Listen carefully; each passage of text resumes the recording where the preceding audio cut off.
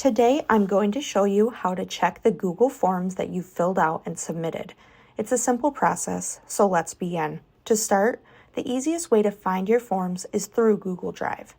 Open Google Drive on your iPhone, Android, or computer by navigating to drive.google.com. Once you're on Google Drive, look for the Files option at the very bottom right of the screen.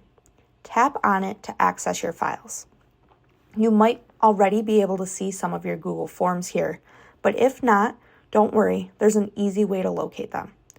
Tap on the search bar at the top of the screen. In the search options, tap on Type, and then select Forms.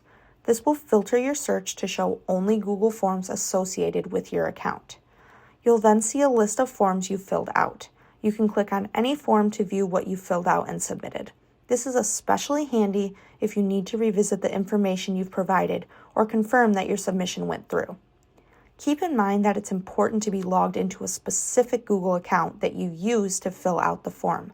If you're logged into a different account, you'll see a different set of forms, which might not include the one you're looking for.